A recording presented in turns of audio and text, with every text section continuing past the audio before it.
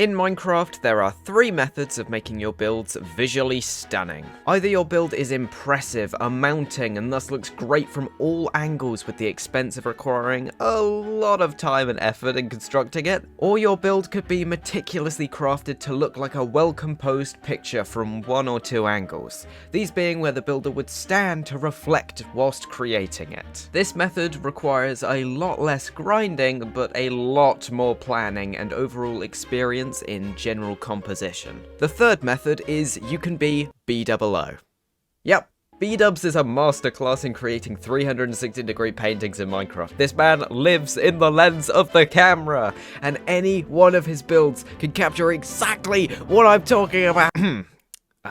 But you aren't Bdubs, so let's focus on getting there instead. Hi, I'm Elodie, and today we are on the Hermitcraft Season 9 server to talk about the second of those 3. So let's analyze some key principles that makes the Hermit's bases so good to look at. These key principles can be split into 2 categories, composition and camera. Composition is your basic picture layout and how you'll be looking at the build, whilst your camera is certain effects or lighting or depth of field, etc, etc, etc. So let's go one by one and talk about how these photography methods can translate into your Minecraft builds. Let's start off with the most basic of the composition techniques, the rule of thirds. This is a rule given in photography to allow the subject of a photo to be given enough space in the canvas, whilst also not being boring. Essentially, an image like this could be interesting, but it's much more interesting to have it on one of these lines by splitting the screen into thirds. For instance, taking a picture of Gem's statue here is much more appealing if it sits on one of these lines. If you want to be really technical about it, you can also add some horizontal lines and match up the intersections to points of action. This adds both a key point to the image as well as highlighting the space on the right-hand side and showing off some of the background elements, such as Bdubs' build back there. He haunts me everywhere. This build next door is a perfect example of the next principle, which is leading lines. You see, I could take a photo of this from any side, but because we're just seeing so many flat faces, there isn't anything visually distinct to look at. But if we look at the build from the angle it's intended to be looked at from this side walking into the town,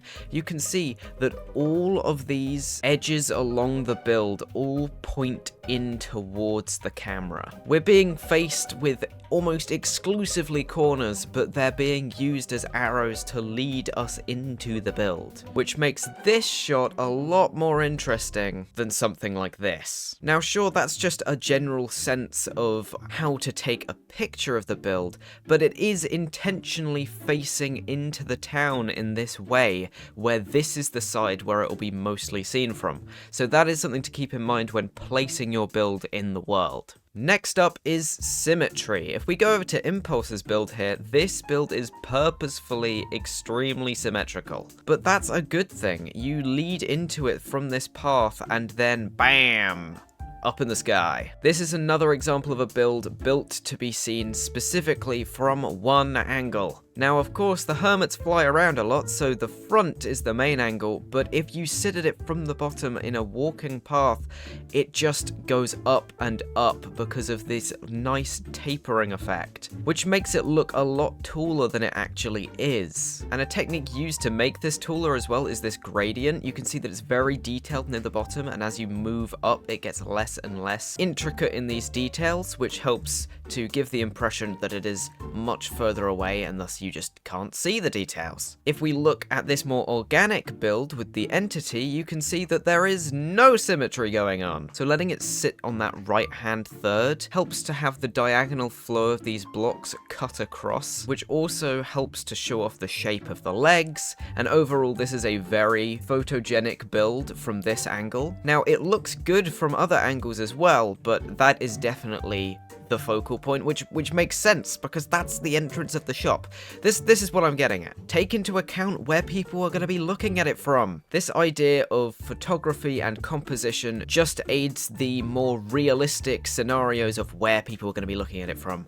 Photography is in real life. A great example of that clash in symmetry is with Grian's other build, his main big base, which is absolutely gorgeous, versus Mumbo's very symmetrical build. Now this base is completely meant to be seen from one particular angle, and that's not just because he didn't finish it. It's this symmetry that lets it move up and up and up into this big base. This is an example of one of the builds that is more about the scale of it and the wow factor of, whoa, it took so long to make this, that's super cool, it's a massive behemoth. Whilst this is more of the photogenic, look at all the detail work. Also, looking at Mumbo's more recent build of his little village in Season 10, that is 100% this style as well, and also one of my favourite builds in Minecraft ever. Good job, Mumbo, you're doing great. But being here at Grian's build is another great example of leading lines and the golden ratio in general. For those that don't know, the golden ratio is the theoretical perfect way of composing an image to sweep with lines round for the eye to follow.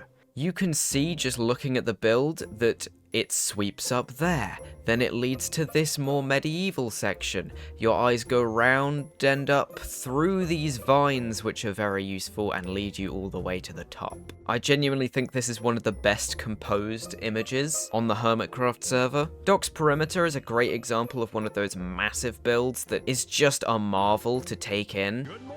Hi, Scar. Well, the Scarland Castle won't load, and I'm on a single-player world, so I don't know what's up with that. But I'm going to leave Scarland for a different video anyway, because, oh god, there's so much to talk about with this place. Genuinely one of the most impressive builds ever. It deserves its own video, so we're going to move on to the next techniques. The last composition-based technique is weight. Having your image, and by extension your build, be more heavy on one side or the other. This is Bdoubs' build. It is absolutely magical. It's huge and visually stunning whilst also having the most intricate and thought out details imaginable. This is one of my favourite builds, I don't know if you can tell, but it does a really good job at managing this weight factor. Imagine your image is sat on a seesaw. If I took a photo from here, the left side of the build is much, much heavier than the right side. So to account for this, if I move more to the left, then this is more centered and it allows this tower to take position on the right hand side as more of an extension. Now, Bdubs knows this because he's very wise, and so he's put a chimney here to mark this out. This is the perfect center point to take a side angle image of the build. It perfectly splits the canvas in half into the different sections. Talking weight and leading lines, this is the main angle where the build is meant to be looked at. Again, Bdubs knows this, so he's staring you in the face as you take the picture. Not only does this angle give you a good look at all of the build, it also uses the backing build as part of the skyline to help with the weight of the image. You now have this massive blocky build with an extension coming out of the back, adding a weight to the middle, a slight weight to the right, and then a distant weight with this building here. Now this is incredibly smart because this building is separate to this building and is used narratively to show that it's been burnt down with this beautiful technique of a gradient. But being used as a silhouette in the background, the darkness of it and the lack of detail just makes it look like a shape, which helps this build with the composition. Oh my goodness, Bdubs. I could talk for hours and hours about how cool this is with all of the intricate little details that add up, and I might do a separate video on it because oh my goodness, just everything. Okay, I promise no more Bdubs for the rest of the video. I swear, I swear, I swear.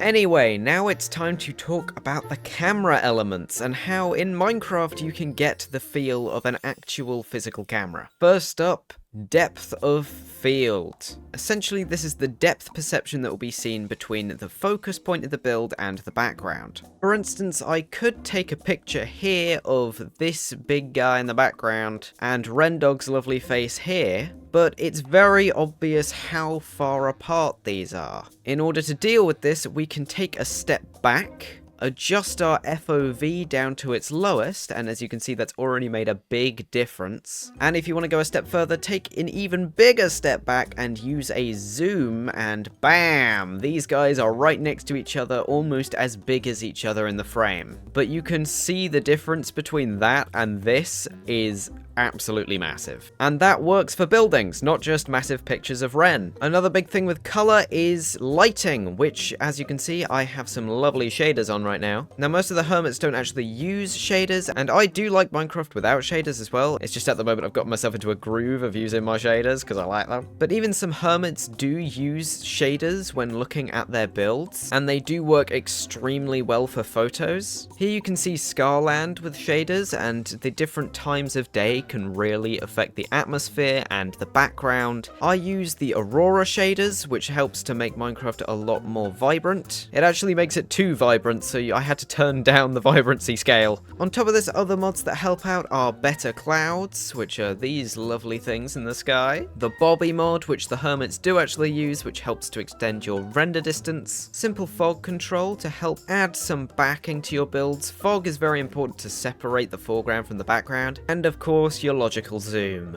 All of those can be found in the description down below, so have fun. And one last element to keep in mind whilst creating your builds is narrative. This is, in my opinion, the most overlooked building technique in the game. It's the idea of looking at something and going, where did this come from? For instance, this shop here is absolutely who made this.